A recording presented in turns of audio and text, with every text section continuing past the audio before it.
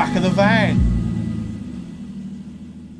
Right, I'm here with Martin, chef of the day, and I can take it as... Well, do you know what I'm here? I am here as Gordon today.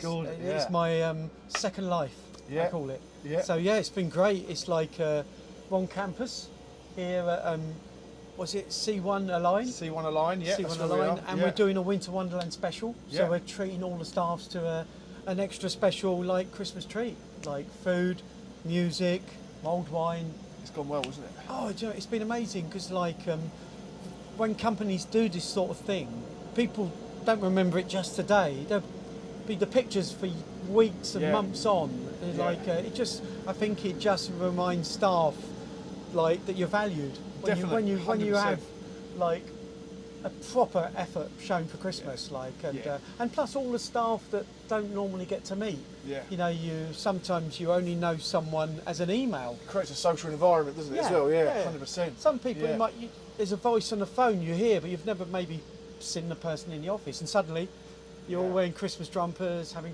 mince pies and stuff, and for me, it's lovely to be a part of that. Yeah. You get to do a lot of these, I suppose, don't you? Big events. That's me. Yeah. I'm lucky. I travel all around the world. Like I travel, to around Europe and places, and the furthest I've ever been, Mongolia. Really? That was something. Yeah. So for me, as Gordon, yeah. Really? Yeah. So who would that have been then? Asking you to go to Mongolia. Or was it coming to ask? that was it was a massive car company. Was it? Out. Yeah. So but for me, so my life, it all changed because I remember working on years and years ago. I worked on HS1. Did you? But back, that's I can't remember. Yeah, that was in Kent and Folkestone way. So, and that was my dad's sort of my late dad's. He was a construction worker from Ireland. Amazing. And he came over, and that's what he did for years. So for me, it's like that's quite iconic being here, really, isn't it? Yeah. Well, this is. I mean, it's the size of it. You don't realise till you come here. And you see the number of people involved. Yeah, what's going on over You here, think of like 200 or 300, but it's actually 2,500 people here. Like just this section. Just this section, yeah. I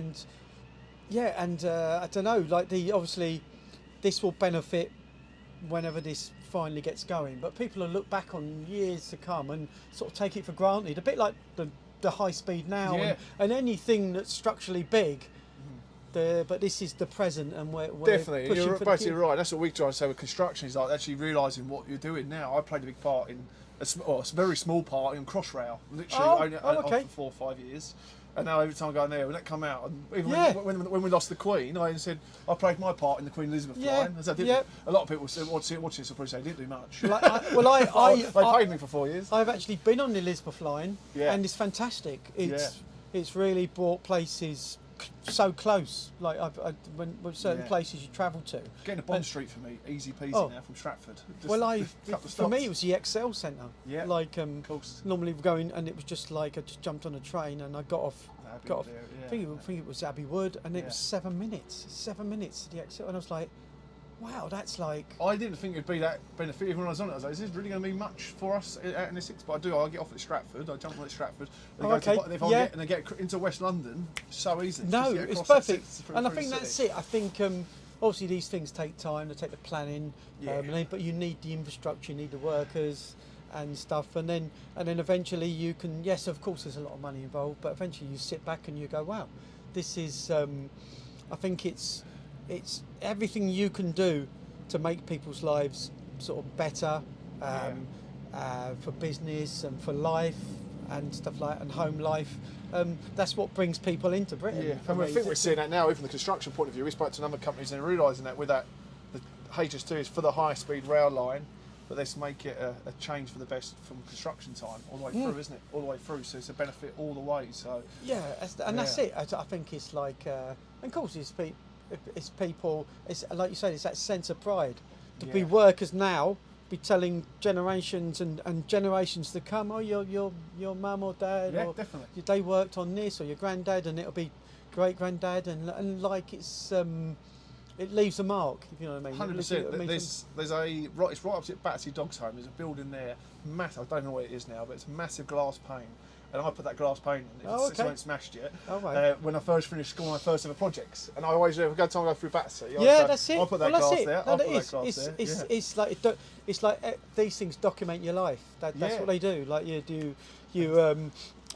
even for me, like when I do, like maybe someone's wedding or bar mitzvah or something, but those pictures that are at that event document a happy time that you look back on, and it's sort of it's like a time capsule. It captures the videos and all stuff like that. It captures that, and it captures it forever, and people can look back on that. And because like years ago, I remember when my dad passed, it was strange because I soon realised that the only pictures. What was your dad's role on HS1? No, he wasn't HS1. No, my dad, if he was alive, would have been 101 now, I think, or coming up to 101. Yeah. So he just came over in 1942. Yeah. And he was like many of the ground Irish worker. did. Yeah. A massive ground worker. Yeah. And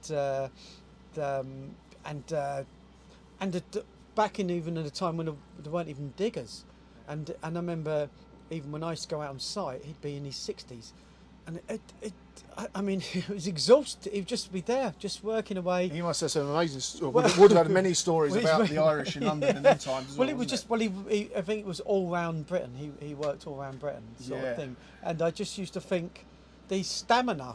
He just used to be all day. They'd just be going all day, and I used to think, wow. Because I remember when I done construction.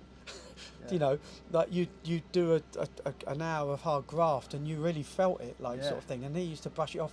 No machines back then and stuff. There'd be however many of you in a digging away and doing bits and pieces. But he loved it. He loved the work, and he enjoyed the life. He had a lot of respect, and he also had a lot of pride in the work. Again, talking about. There's an art to it, and I always say groundwork. So I was a ground worker. My background's a groundwork, and I said that. I said there's something to it. What splits just a labourer up from a groundwork. So you can do it. There is a trade there. We're not classed as tradesmen really, but there's something there for us. It's strange. He used to measure everything out, like when there was concrete delivered. Yeah. He would just get to one end and start striding, and say, "Yep, I need that much." And that was. These days, I guess there'll be like lasers that take levels and widths, and that's it. That's what's turning up, and it's people like go to university now to find that out. No, I know plenty of engineers who are watching this. I'm going, they claim there's a degree to that. But it was. But he loved. There was a spirit. It wasn't just the work and the satisfaction from the work, but it was a spirit.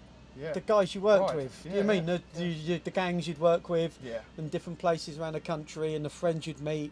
That was it. It was like. Well, I say that now all the time. So those people you meet and they're the people who can help you through all the tough times. Yeah. You're with each other more than you are anyone else. That's it. Yeah. And sometimes work. What can I say? Yeah, like it's work. It's a toll, isn't it? But work sometimes you meet.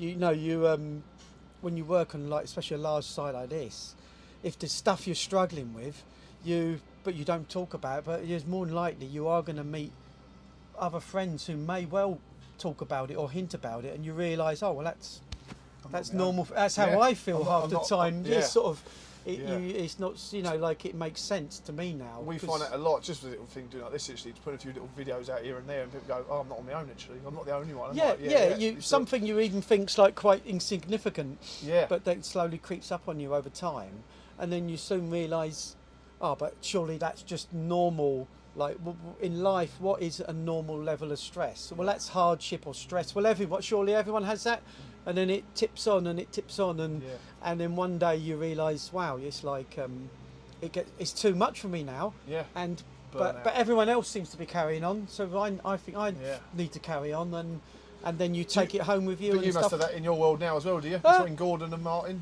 My only panic is travel. Is it? Okay, oh man. There was a time when I'd panic getting to events, like of being Gordon. There's almost a time when I didn't want to do it because the expectation.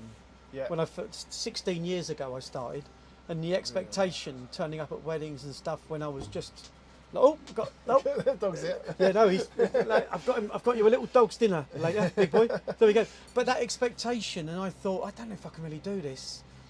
Imposter syndrome. And I hated swearing. And that was a going joke. That was a going joke. Like 12 years ago, I did Britain's Got Talent. I done a semi-finalist on there, and every interview, they always fed it to say, ask Martin about the swearing.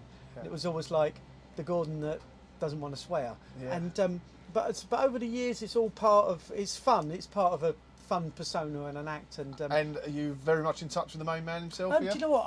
I'm very lucky. I the odd occasion. I have managed to do some body doubling. I appeared on his show a couple of years ago. That was massive because I was over in LA and I walked in a restaurant as him, and that was ridiculous for me. But it was lovely because I met Gordon before and afterwards, and he was so nice. He was like, you know, he mentioned a few bits I'd done on TV, which was it's lovely. And but for me, it gave me such a lift and such a, what's the word? I wouldn't say stamp of approval, you know, but you do this stuff and you hope what you're doing is okay, like in a sense. And it was lovely to meet him, and but plus just all the working as Gordon, everyone loves him. Yeah. Oh, I love Gordon. It's like, so it's, you're playing someone. Oh, I love Gordon's show. Oh, I love them sort of shows. I love his cooking shows. I love the Gino Fred show. These just, that's great. And the restaurants and the business. It's like, I'm very lucky to be someone who. I think he's grown and grown and grown, isn't he, as well? He's more and more like Mongolia. Everyone knew me. Really? Or thought I was him as well. Knew me. Like, you go around Europe. You go, you know, anywhere in the world. It's like, oh, Gordon Ramsay. Yeah, of course we know Gordon Ramsay. And so it's amazing. It's amazing. Like, because some things only travel so far. Like music. Sometimes music and bands. But then putting the face to that music is Gordon, but Gordon, he's fantastic. He's just gone everywhere. Wow. So like, who knows? I'm gonna keep hanging in there. Like, while people want me, while people want me, it's great. Oh, good stuff. Well, thank you for your time. Thank you for so openly. Fantastic. No, really appreciate it. Cool. It's absolutely freezing. Look at this, so we're going to find this some young more lady. Coffee. Yeah. And, hello. The dog's back in. Oh. Thank you very much, cool. Mr. Gordon Ramsay and Martin. There we go, big boy. Have an amazing Christmas for the number one. Done. Right, there you go. Pleasure. Back of the van.